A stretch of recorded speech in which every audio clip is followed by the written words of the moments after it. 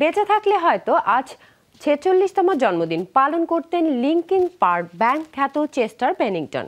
তবে কে বা জানতো সবাইকে ছেড়ে হঠাৎ করে তিনি চলে যাবেন না ফেরার দেশে।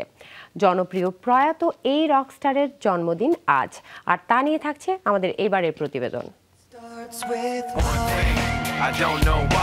২০০০ সালের রক জনরার গানগুলো যখন হারাতে থাকে জনপ্রিয়তা, তখন রকের মধ্যে র্যাপ যুক্ত হয়ে নতুন এক জনরার জন্ম হয়।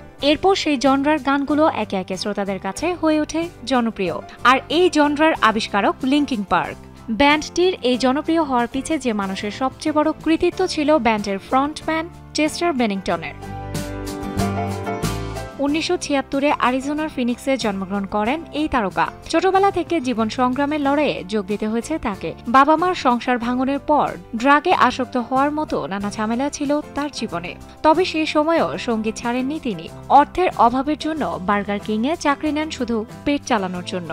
আর রাতে বিভিন্ন ক্লাবে গান গাওয়াটা ছিল তার নিত্যদিনের কাজ। আর এভাবেই একদিন লিঙ্কিন পার্ক ব্যান্ডের সহ প্রতিষ্ঠাতা মাইকেল শিনোডার নজর কাড়েন তিনি। আমার একটা ডায়েরি ছিল যেখানে আমরা গান লিখে রাখতাম। পরে সিদ্ধান্ত নিতাম কোন অংশটুকু রাখবো আর কোন অংশটুকু বাদ দেব। গানের অংশগুলো রাখার ব্যাপারে সব সিদ্ধান্ত চেস্টার নিত। পানিতে ঢেউ থাকলে দেখতে যেমন সুন্দর লাগে, ঠিক তেমনি ওর সিদ্ধান্তগুলো ছিল ঢেউয়ের মতো সুন্দর। চেস্টারকে ব্যান্ডে যোগ করার সময় তখন ব্যান্ডের নাম ছিল জিরো। এরপর প্রথম অ্যালবামের টাইটেলে ব্যান্ডের নাম হয়ে যায় হাইব্রিড থিওরি। কিন্তু রেকর্ড লেভেল কোম্পানি ওয়ার্নার ব্রাদার্সের সঙ্গে চুক্তি হওয়ার পর ব্যান্ডের নাম হয়ে যায় লিঙ্কিন পার্ক। এরপর বাকিটা ইতিহাস। নিজের অনন্য গায়কের কারণে শ্রোতাদের কাছে জনপ্রিয় ছিলেন চেস্টার। লিঙ্কিন পার্কের সহ প্রতিষ্ঠাতা শিনোডার র্যাপারের সঙ্গে তার গায়কিতে জন্ম দিয়েছে ইন দি এন্ড, নাম, ওয়ান স্টেপ ক্লোজারের মতো জনপ্রিয় সব গানের। ২০০০ পরবর্তী সময়ের রক শ্রোতাদের জন্য যা ছিল নতুন এক অভিজ্ঞতা। লিঙ্কিন পার্কের সর্বশেষ অ্যালবাম ওয়ান মোর লাইট, যেটি ব্যাপক শ্রোতাপ্রিয় হয়ে ওঠে। তবে এই সবই এখন ইতিহাস।